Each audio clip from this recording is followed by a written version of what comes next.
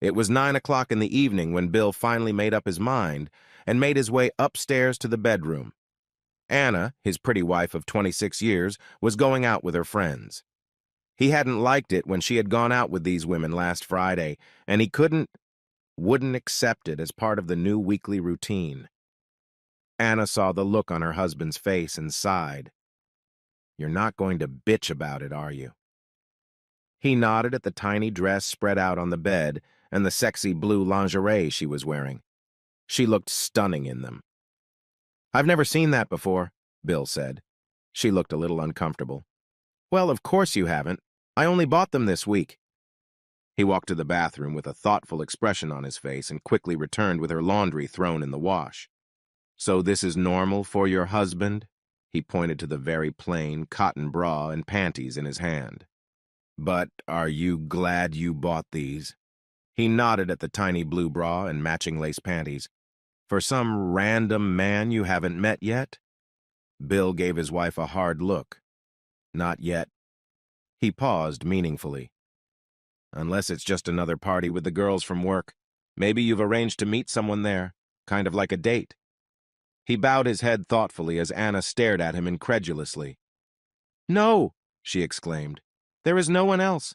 How could you even think of that?" "So," Bill said, ignoring her question and choosing his words carefully, "when you go out with these friends, you never dance with other men, hug them, kiss them, or let them touch you. How dare you even suggest such a thing?" Now she seemed to be getting angry. "I dare suggest it because I know more about your friends than you probably realize," he replied. "An unmarried woman, a couple of divorcees, and the company of you. Do you really expect me to believe that when they're looking for casual sex for one evening or night, they won't try to bring you down to their level?" "How dare you judge them?" Anna snapped at me. "I'm not judging them at all," he replied in a level tone. "They are free to make their own choices, just as you are." She looked at him with unconscious suspicion. "And yet you tell me not to go. What choice is that?" "I didn't tell you not to go. I made it clear that I think such behavior is inappropriate for a married woman, and that your friends are dragging you into a situation that will inevitably end badly for our marriage." "Are you really suggesting that my seeing my friends could jeopardize our marriage?" She snorted derisively. "Don't be so bloody insecure. I'll always come home to you. Why are you so concerned?" "I'm concerned because you're the most beautiful woman I know, and you're going clubbing with single women I don't trust. Add to that horny men and alcohol, and it leads to trouble. And," he continued, raising his hand to forestall her possible retort, "our marriage is already in danger because you think that this," he outlined her almost complete nakedness with a wave of his hand, "is something your husband should just accept. Well, it's too late now. I promised to meet them at 10, and you're going to make me late by continuing this conversation like this." Anna turned away from him and went back to her makeup. Bill decided to make one last attempt. "You also promised to honor your husband," he remarked wryly. "And now you seem to be quietly ignoring that promise. Or are your girlfriend's feelings more important to you than mine? What the hell has gotten into you?" She cut me off roughly. "I'm going out for a drink with my friends, that's all. Now, for God's sake, get off my back and get some rest." Bill took a deep breath. "The thing is, I want to trust you, but I refuse to sit at home every Friday night wondering if you're going to take the extra step tonight and end up sleeping with some random guy by the bar wall. I wouldn't do that. You—" He stopped her again. "Gail has been bragging about just such exploits on social media this past week. She's one of your friends, and that's exactly what she's been doing. How long before you start believing it's okay if I never find out?" Anna just stared at him, speechless. Bill continued, already starting to get angry. "If you want to go dancing, invite me along. If you just want to rub your tits on strangers, then be honest, and we can end this right now." "Now you're just insulting me," Anna replied indignantly. "No, I'm honest. I don't believe you don't dirty dance or make out with con men looking for casual affection or worse, a quick fuck. I'm willing to believe that you haven't slept with anyone, yet. But that's the choice I've offered you. Go or stay. It's up to you. But keep in mind that I have a choice, too. If you go, I won't be waiting here to complain and whine when you come back. There." He said it, He'd given her every chance to understand his concerns, to hear his desire to make their marriage a success. But she'd ignored him. Now she had a choice, him or her friends. That's a damn bad joke, Bill. She was as angry as he'd never seen her in the 4 years they'd been a couple. No, it's not a joke, he said quietly. If you want to dress like your slutty friends and go out drinking and dancing with them every Friday night, and that's okay with you, I'm just saying that the prospect of me sitting around waiting for you to come home one day with an unknown man's semen dripping down your leg is not what I see in my life, he said as he walked towards the door. I've got things to do. I'll be downstairs when you decide. She sat silently in front of the mirror, brooding.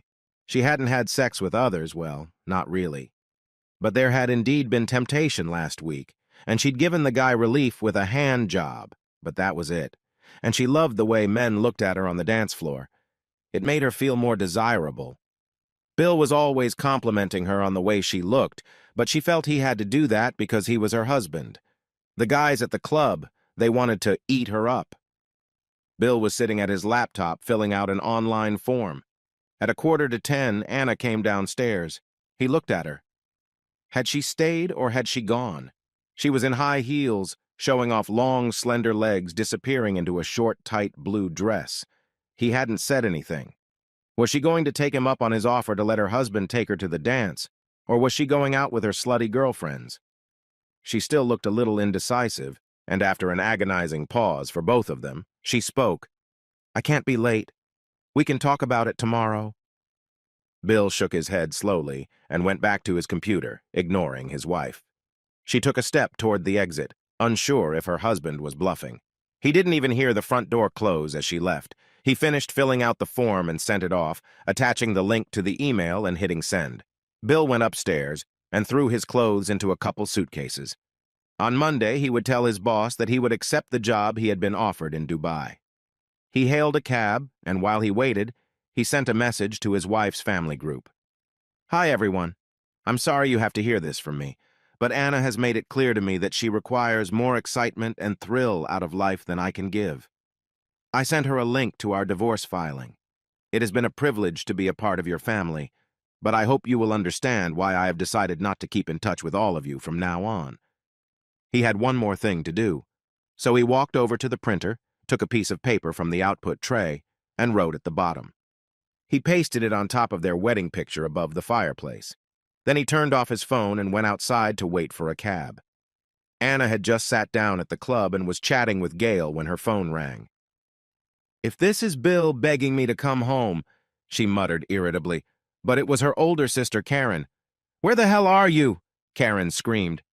I'm at Stardust with my friends, she said, defending herself from the unexpected onslaught. What's the matter? Does Bill know? Karen asked. Yeah. Well, he knows I've been seeing my friends. So what's the big deal? Was he happy about it? Karen seemed very angry, but then again, she'd always had a soft spot for Bill. Well, no, he's not thrilled, of course. But I told him we'd talk tomorrow. Well then, damn good luck with that, you stupid fool. He dumped you. If you don't believe me, check your email. Karen disconnected. Gail watched in amazement as Anna frantically tried to open the email app on her phone. Even in the dim light of the nightclub, she could see that her friend had gone noticeably pale. Anna then noticed a message for her family. That must have been the reason for Karen's call. Then her phone rang again. Thank God, Bill. But no, it was her father. What did you say to Bill? Demanded her dad. The man treated you like a queen and you wanted more? No, Dad, I just felt trapped, so I just needed one night a week to be me. You're in a goddamn nightclub? Your husband just left you and you're out at fucking clubs? He said incredulously. Dad was clearly furious. He never swore in front of his family. What could she possibly say to that? She was in the club. It was obvious from the background noise. No, Dad. He must have decided after I left home. Dad? Dad? He hung up the phone. Anna grabbed her bag and phone and quickly left, completely ignoring Gail and not noticing her other two friends as she passed them on the street. She found a cab and was home in 15 minutes. She tried to call her husband on the way out, but his phone had switched to voicemail. The house was quiet and abandoned. Anna kicked off her shoes and ran upstairs. Most of his clothes, his shaving kit were gone. She came back downstairs, his phone, his laptop, his wallet, all gone. Anna rushed upstairs again. His passport was gone too. He had warned her. There was no ambiguity. There was no room for misinterpretation. If she left, she would return to an empty house. She knew he'd never lied, and she knew he'd been betrayed by a girl in the past. And Bill put honesty above all else. He did exactly as he said he would. Anna went downstairs again at a complete loss. An hour ago, she had been married. Now she was separated. In less than a year, she would be divorced, to go out to the dance. Then she saw the picture above the fireplace. It didn't look right. When Anna examined the image, she almost threw up. It was a picture from someone's social media account.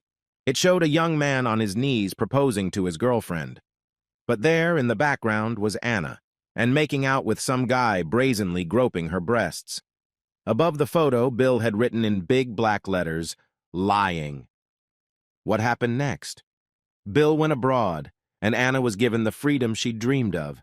Everything that came after that. Anna's abortion 6 months later, Bill eventually marrying that sweet and charming Australian woman he met surfing in Dubai, are separate stories that may or may not be told. But their story, the story of Bill and Anna, ended there.